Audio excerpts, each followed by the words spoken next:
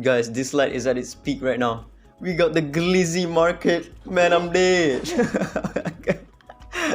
What do they call it? Glizzy market, bruh. I'm sleep, man. I've been trying out a few teams in the trials. It's not a free-to-play team, but I got a pretty decent turns. 58 turns. It's pretty pay to win, to be honest with you. But the first thing that I went for is I look for these two nodes right here, and I look for the fighter speed, and for the second one I look for inferno attack increase. So if I don't get it, I'm just gonna reset and check again. Fighter, okay, we got this one, inferno attack, and we don't have inferno fighter speed, so I want both of those in the same room. Alright, we got it. Fighter speed and inferno attune ally attack plus 25%. If you don't have the skill ups, then you can go for this one. Ability levels are maxed during combat. This is also very good because the first one only adds to your defense. It doesn't really matter all that much unless you are running a defense scaling Esper. Donar could be good, which I'll try in the free-to-play comp, but this time around I'm not gonna try the free-to-play comp. I'm just gonna try to speed clear it as fast as possible. I'm gonna go for, since my units are all max skilled up, I'm gonna go for the flow one, defense increase, and then for the middle one I'm gonna go for inferno attune ally attack plus 25%, and the last node I'm gonna go for fighter Esper speed plus 25%. Yeah, this is the team. I'm running Sachiko. If you have Sachiko's Divinate, or if you don't have the Divinate, then you want to kind of speed tune a little bit. You want to play around with the runes so that she doesn't cut in between, or so that she can get her turn before the boss takes a turn. Because in the later stages, in like floors 20 or something, the boss becomes faster, and you kind of want some speed on your allies. And then Brewster is on the relief set. You can also go with the like war set. War set is also pretty good, high attack but very low crit damage. I went with the relief set because the relief set is really powerful, very high crit rate as well, and the brawler set also gives you a lot of crit rate. So he has pretty much 100% crit rate with R2 Ethan. And then I have Fuxi with the wind set and recurve. Actually, I might be able to do with like a different set, maybe thunder set. No, thunder set is a bit too slow. So you want some speed on him so that he can move first and apply the defense break, but you want to have very high accuracy on him. This one is not going to do it because 229 versus Narmer at 193. Narmer is going to move first, and you want Fuxi to move first. So thunder set is not going to do it. You can maybe go for harmony set. Yeah, harmony set works as well. He has 100% crit rate. He has a lot of speed. He's going to move first. So I'm actually going to go with harmony set right here. And then Narmer is on the thunder set. You can also go with war set. This also requires you to have an R2 Narmer, by the way. It's not going to be the free-to-play team. I'm going to try a free-to-play team, later. But I went with Avatara for a bit more speed. You can try with some other sets as well, but Avatara is the best speed that also gives you a bit more offensive substats. The fiery set is a bit too slow. The brawler set is also a bit too slow. So you want Avatar on Narmer. You want him to move second. With the rune that gives you speed, he's going to move second. And then Ethan is on the thunder set and light, so that you can AP push when in the later stages. Again, you want 100% accuracy on Fuxi, and I'll show you the run real quick.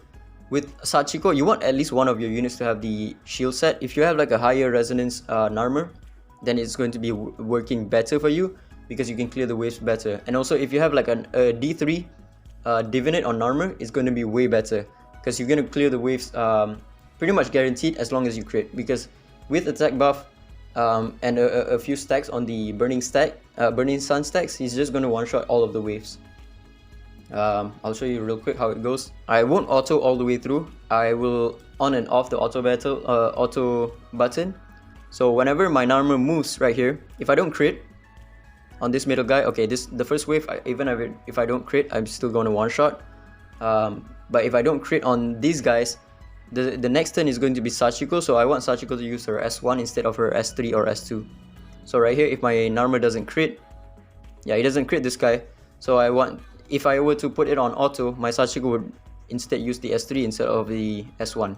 So if I use the S1, then I cut down on the turn count. So on stages that are all non type disadvantage on Narmer, he just one-shots the waves. And if you have him at a higher resonance or higher divinate, at least like divinate 3, so that he can get the attack buff 100% of the time at the start of a round, then you're gonna have a way better time. Because right now I'm gambling whether he gets the attack buff or not. In lower stages, even if he doesn't get the attack buff, he still one-shots anyway. But in the later stages, you kind of need the attack buff to he just one-shot the boss. Yeah, in later stages, you kind of need the attack buff to one-shot the waves. But yeah, he's really good at wave clearing, because if you don't know, I forgot to mention this, if you have him maxed out, his ability 3 has a cooldown of 3 turns, and when you read this part of the passive of the skill, when burning stacks is equals to 8 or higher, it reduced the ability cooldown by 1 turn, which means it's on a 2-turn cooldown. And when you move wave, there's also a reduced cooldown, reduce 1 turn of your cooldown, and then when you get a turn, that's another reduction of 1 cooldown, right? Which means you can just infinitely spam the S3 as long as you move wave and have like at least 8 stacks of burning sun. That's why he's being spamming this buff or attack card. Yeah, that's how it goes. You kind of want to on and off the auto function. Yeah, in like lower floors, even if I don't get the attack buff, I'm still gonna one-shot. But in later stages, if I don't get the attack buff, yeah, I forgot to turn off the auto right there. As you can see, my Sachiko actually went for the S3 instead of the S1. So I wasted 1 turn right there. Again, in the boss stages, you can either clear it within 2 to 3 turns. But in the last stage of the boss, you kind of need to get a few turns in, because he's a bit tankier. And if you don't land the defense break, then you kind of want to reset, because if you don't land the defense break, your damage really goes down quite heavy. Okay, yeah, we're still one-shotting even though we're not getting the attack buff. In the later stages, there's a lot more in flow esper, so it's a bit RNG. You kind of want to crit with Narmer. If you have an R6 Narmer, then I don't think you need to crit, because he will do the second attack. And okay, again, I forgot to turn off the auto, so I've wasted 2 turns altogether. If you have an if you have an R6 Narmer, then he's just going to one-shot every wave possible, because he's gonna do the second hit of the Emblazoned Strike. Yeah, the boss is almost dead. Again, I forgot to turn off auto, so I've wasted 3 turns in total already. But I think we should be fine. We should still be under 70 turns, which is not bad. And when you're at like floors 18 to 19, you kind of want to save Fuxi's ability 3. So yeah, I can still use Fuxi's ability 2 right here. And since Fuxi's ability 2 is on a 3-turn cooldown, I'm going to use this. And then when Sachiko gets her turn, I'm actually going to use her cooldown ability increase or decrease to reduce the cooldown of Fuxi's ability 2, so that I can use it on the next wave. You want to have this S3 up on the last boss stage. So I'm going to use this one. And then I should be able to one-shot this Hilda right here. Yep, there we go. And then in this wave, I can use Fuxi's ability 2 and maybe apply some defense down. Hopefully I can get the attack buff. Nope, didn't get the attack buff. So there's 2 enemies right here. Very unlucky. But I think I should be fine. Yeah, it's a bit unlucky. Yeah, very unlucky. I wasted too many turns right here. So we should still be over under 70 turns. I'm gonna show you one more run, maybe a better run. But in this boss stage, you want to use her Fuxi's S3 and then you want to land the defense down. If you don't land the defense down, you should just restart, because Brewster with the relics that you give him has a very low accuracy and is going to miss most of the time. Okay, now you're going to want to push the AP so that your allies can get the turn. Okay, very unlucky. Yeah, I don't think we can kill him right here. Unless I think they should kill. Nope. Yeah, very unlucky. It's still under 70 turns, not too bad, but a bit too slow. It's not even 70 turns. I missed a crit. Okay, very nice. Yeah, I'm gonna show you again. This time a better run, because I really misplayed like most of the fights right there. But generally, that's what you want to do. Kind of want to micromanage it. Alright, this run looks pretty okay so far. We'll see. I think this should be my new high score right here, as long as I don't fuck it up. Oh, okay. We're not one-shotting anymore. Okay, I don't think this is gonna be my new high score, but it's still gonna be pretty good. I think it should be under 60 turns right here. Should be. No attack buff as well. Yeah, I think the under 60 turns is gonna be not possible anymore. Because the boss stage, he's pretty tanky on the boss stage. Again, no defense break, no attack buff. Okay, we did get the attack buff, but maybe under 60 turns possible. If I can one turn the boss within this phase right here, I might be able to do it under 60 turns if I land the defense break. Nice. And attack buff. Brewster kind of needs the attack buff, otherwise I don't really kill. I'm gonna AP push. Okay, we did get the attack buff, but I don't think we can really win right here. Yeah, still not under 60 turns. But I'm not gonna do any more runs. It's too much of a hassle. No, okay, wait. 64 turns, not too bad. I'll take it, whatever. Again, I used the same team just now and I got a 58 turns, which is not too bad. Once again, this is the runes that you kind of want to go for. Inferno Attune Ally and Allied Fighter Esper Speed plus 25%.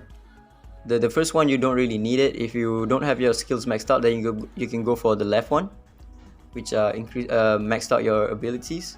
If you have these units, then you can go for this team, but you kind of need to have an R2 Narmer and also his Divinate, so that he can get the attack buff more consistent. If you have a higher resonance, if you have an at R6, what you can do is you make him the fastest in the team and he can just one-shot all of the waves by himself, because at R6 and D3 you can have an attack buff and have him at 12 stacks, and then when he has 12 stacks, he can cast the Emblazoned Strike twice, which can pretty much clear all of the waves from all the way from I think from 1 to 19. He should be able to one-turn all of those stages if he crits all of them. So yeah, if you have an R6 D3 Narmer, you make him the fastest in the team by reducing Fuxi's speed a bit by giving him maybe Relief Set or Calamity Set. Calamity Set has pretty good accuracy and he's going to move second in the team. Narmer will move first if you have this set on him. And then Brewster, you need him to be at R2 so that he can cut the turn count in the boss stages. Sachiko is here to give the crit rate buff so that you can have a 100% crit rate, almost 100% crit rate. It's still not 100% crit rate, you can still miss some of your crits. And because you want a more stacks on your Narmer. Sachiko, her R6 is that whenever your allies take a turn, they give at the start of each teammate's turn, grants them crit rate up for 1 turn.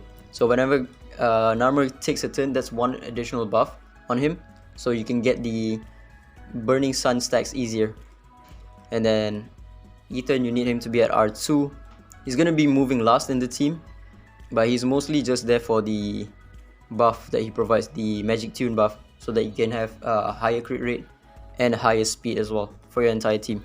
If you don't have him, then you can maybe try Leora. I think some people do run Leora in the leaderboard right here and gets a pretty good turn. So yeah, this guy runs a Leora, got a 69 turn, which is pretty good. Yeah, you can give it a shot, try different teams. If you have these units, then you can run.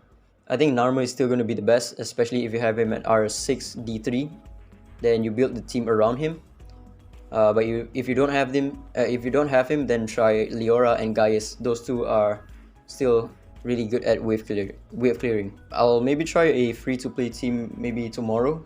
I'm gonna try a better team in the last day. I'm not gonna try it anytime soon. But yeah, make sure you go to the Glizzy market and buy yourself some Glizzy. But yeah, that's about it. Ciao.